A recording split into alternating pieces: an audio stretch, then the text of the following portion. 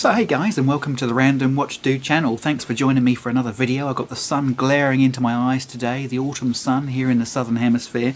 But guys, it's been a few days actually, longer than I would have liked to have made this video. But a bit of sickness in the Longley household, so it took us a few days to get over that. But here I am, fit and well, ready to talk to you about a really fascinating subject.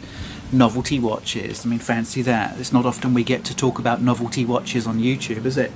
And of course, the latest novelty watch that I just wanted to make a quick video on today was the latest, honestly, the latest missed opportunity for TAG Heuer. Another missed opportunity for TAG Heuer. Although there is a twist to this story, because I do think they've missed an opportunity, but I do think, having considered it for a few days now, I do think there's maybe a little bit of method behind the madness. So hear me out on this. But before we jump into that, guys, it wouldn't be my channel unless I showed you my new intro, would it?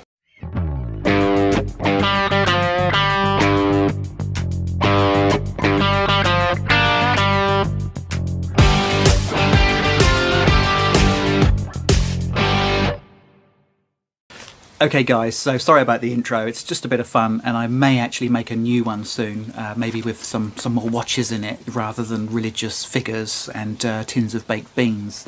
Anyway guys, yeah, look, the Kith Heuer. Let's talk about the Kith Heuer.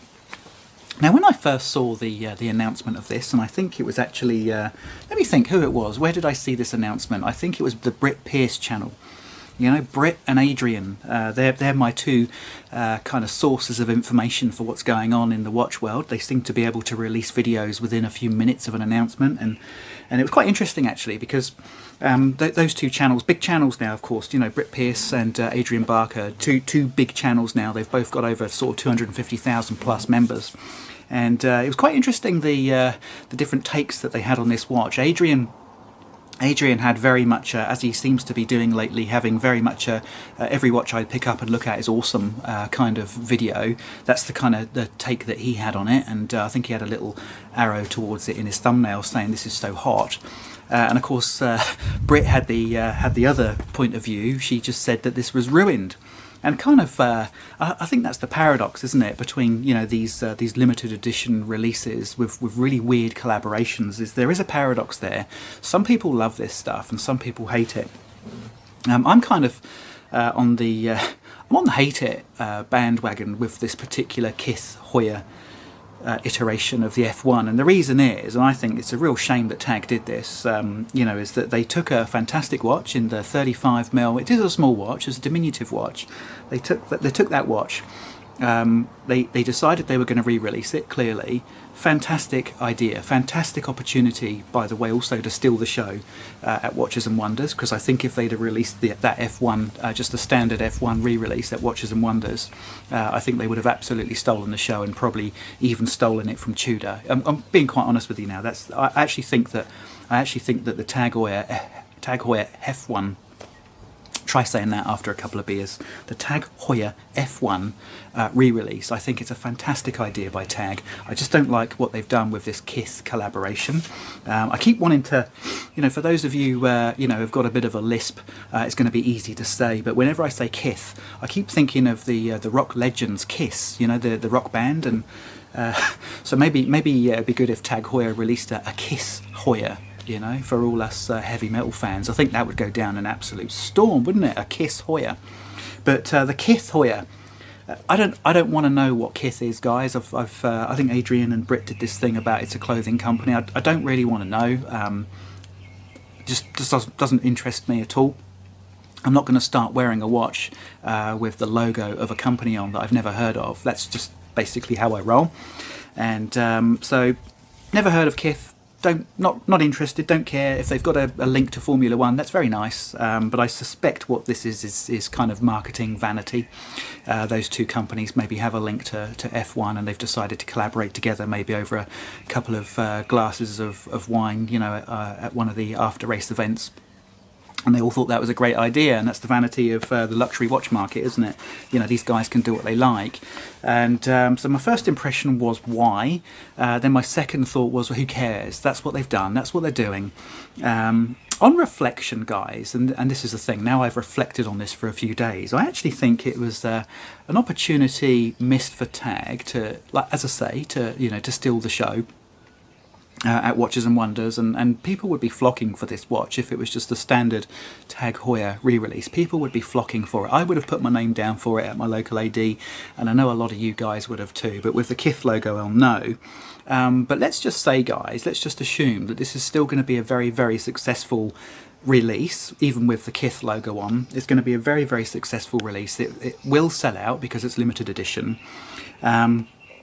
For me, now that I've reflected on this, I think that opens the door for TAG to then say, okay, that works. We've put this watch now out into the spotlight. The watch guys like it. The limited edition sold out. So now we've got the confidence. Let's go ahead and do a big manufacturing run of just the standard TAG.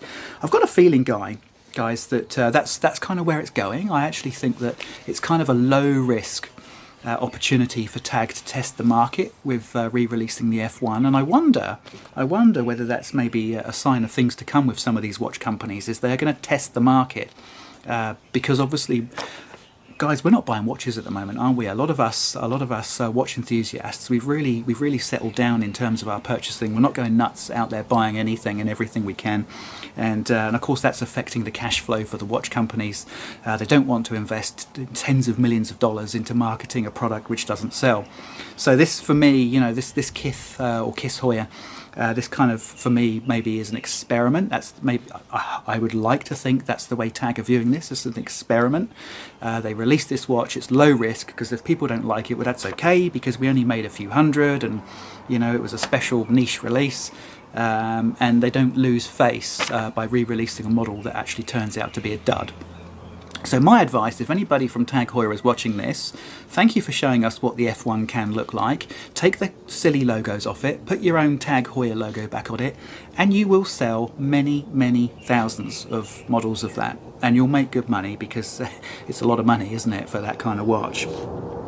But it takes me on to the second part of this video, guys, and that is the market. You know, where's the market going right now? So I've had a couple of tidbits of information back from people that I know locally here in the Auckland watch market, and the feedback I'm getting from the watch market, and I'm talking about ADs and dealerships here, is that the watch market is incredibly slow, very, very difficult, very slow. Excuse the jet that's just decided to fly over. It sounds like an A380 actually. It may well be. We get 2 or 3 of those. Even here in Auckland in New Zealand, we actually get the occasional A380 come in. But he's just decided to fly over. Yeah, people just aren't spending money at the moment on watches. That's very, very clear, and that's been made clear to me by the ADs.